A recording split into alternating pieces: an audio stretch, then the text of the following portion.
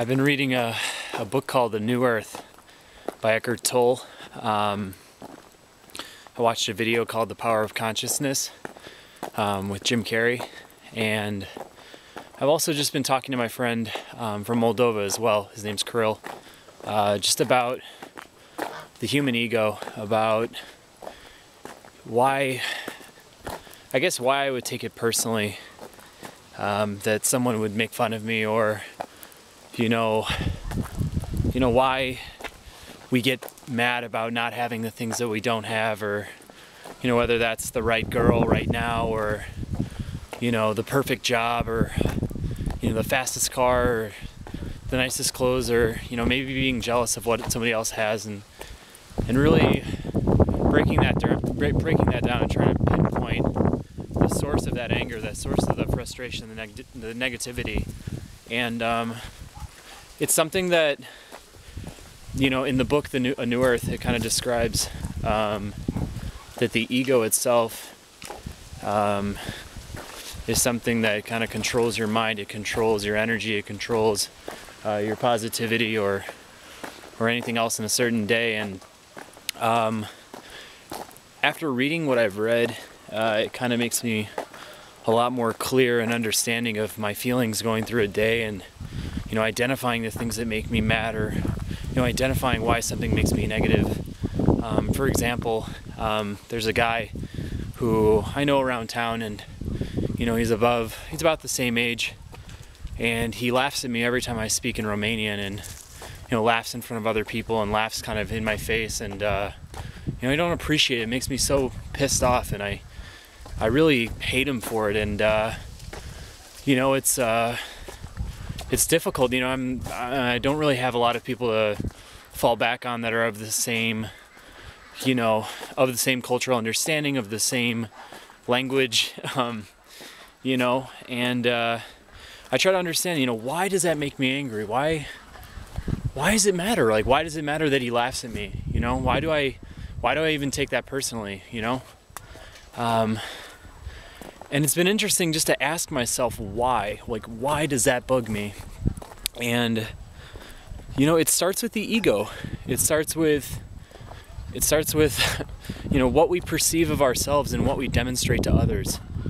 So it's kind of funny. It's that once I've identified the fact that I shouldn't worry about my own ego, it kind of makes this situation unimportant.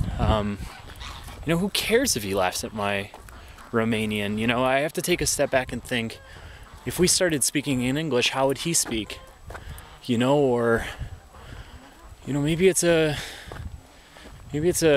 feeling of opportunities. But even now, as I talk about this situation, trying to understand his motivations, or the motivations of why it bugs me, I'm creating stories in my own mind. I'm now creating reasons why I think the way he thinks. And that alone is unproductive. And I see myself falling into this trend a lot, trying to understand, or trying to identify, or trying to come up with a story as to why people do what they do, or what they might think of me, or what might happen if I do this, or what might happen if I do that. And it's kind of crazy, because as much time as I spend thinking about how something might play out, or thinking about how someone might think of something I might do, the more I see myself not living in the now. The more I see myself thinking rather than being. And I know this is probably crazy. I've probably lost you now somewhere along this line, but the ultimate point I want to make is that after reading these books and considering these feelings and considering these thoughts and mindsets of other people that have identified the bad that your ego can do for you, the more free you feel once you identify that negativity, or that negative mind, or voice you hear in your head.